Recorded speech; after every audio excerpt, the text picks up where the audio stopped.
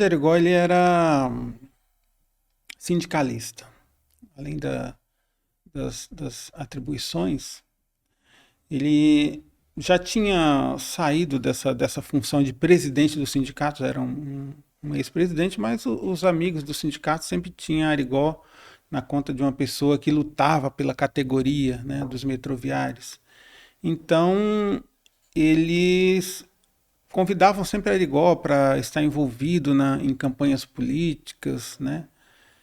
Ele muitas vezes se esquivava, mas Arigó ele tinha esse sentido de essa gana política também. Ele gostava da política, né?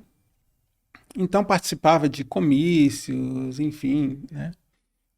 Algumas pessoas o acusavam, falavam que ele queria se valer das curas para, né, angariar votos, né? Sim. O que era uma acusação infundada, porque ele nunca falava de política no atendimento. Isso acho que fez ele se desgostar da política e tal. Passou a ajudar de outra forma.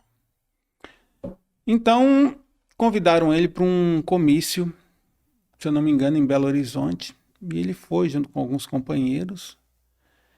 E chegando lá, soube que esse comício havia sido cancelado.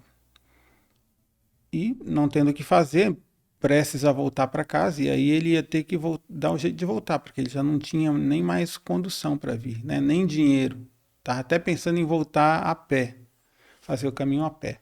Quando um senador, Lúcio Bittencourt, que participava do comício, sabia da influência de Arigó junto aos sindicalistas, né?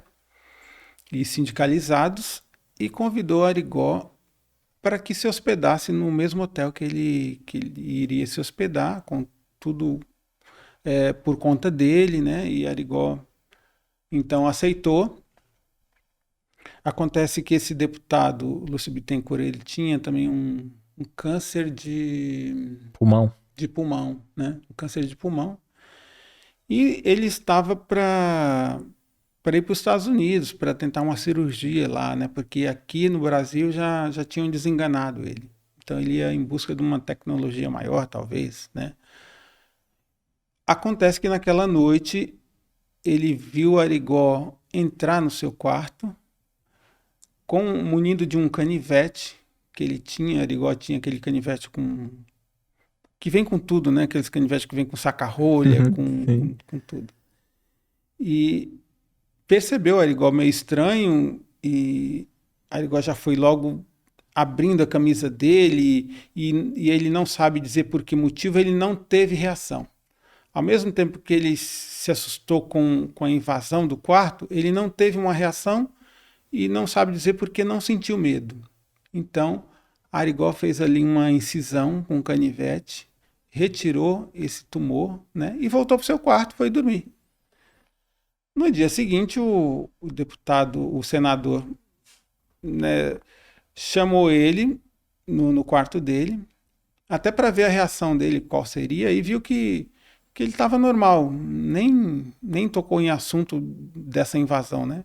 Chamou Arigó para ir na farmácia com ele, comprar um remédio, e no caminho ele, ele, ele Contou o que aconteceu? contou o que aconteceu, né?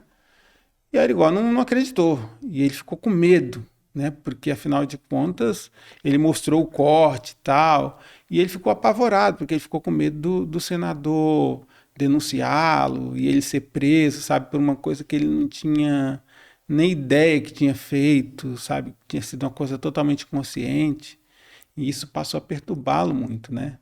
Dessas, dessas, eh, dessas intervenções de Dr. Fritz, né, na sua vida, né? Aqui no filme ele até mostra ele um pouco preocupado, contando com a esposa dele, né? Falando assim, meu, mas será que vai acontecer o que com ele? E se ele, meu, Eu vou ser se preso. ele for ser preso? Como que eu fiz isso, né? Exatamente. Então, acontece que o senador foi para os Estados Unidos e chegando lá, através dos exames, foi constatado que não havia mais tumor algum, né? E o médico lá achou totalmente estranho, né? Onde foi que você fez essa cirurgia, né? Porque era um caso muito delicado, né? Difícil, e de repente essa cirurgia que você fez sumiu o tumor, não tem tumor, né? Seus exames estão ótimos. E ele voltou para Congonhas, espalhou a notícia, né? Saiu nos jornais e aí pronto. Aí acabou o sossego de Arigó. Ele ficou famoso na cidade, não só na cidade, né? Eu imagino até porque a enfermidade causa como natural, né? Um medo, um desespero. Então, imagino que aquelas pessoas, como até hoje buscam, né, recursos, é compreensível, né? Aquele que está com a doença ali, um pai que tem um filho com a enfermidade. Então, a partir do momento que eles já buscaram todos os recursos médicos ali e não tem solução, fica sabendo dessa notícia. Então, acho que comove e arrastou a multidão, né? Ele atendia muitas pessoas por dia, né? Sim, Arigó, ele era o último recurso das pessoas, sabe? As pessoas iam nos médicos e quando recebiam um diagnóstico, né, um ultimato, não tinha mais o que fazer, não tinha mais remédio para tomar, não tinha mais tratamento para fazer, nem cirurgia que desse jeito, aí recorriam a Arigó. Muitos médicos sabiam disso, né? E até incentivavam o paciente a procurar Arigó, porque ele sabia que ele mesmo não podia mais fazer nada pelo aquele paciente. Então, uma pessoa que está na iminência de morrer, né? O médico vai falar o quê? Não, não vai, eu não acredito nisso. Não, ele deixa a pessoa, né? Agora você faz o que você quiser com a sua vida, né? O que você achou desse corte? Coloca aqui nos comentários a sua opinião sobre esse tema. Para ver o episódio completo, é só pesquisar Recomeçar Podcast Espírita. E caso tenha ficado alguma dúvida sobre a doutrina espírita, é perfeitamente normal. Procure ler as obras de Allan Kardec.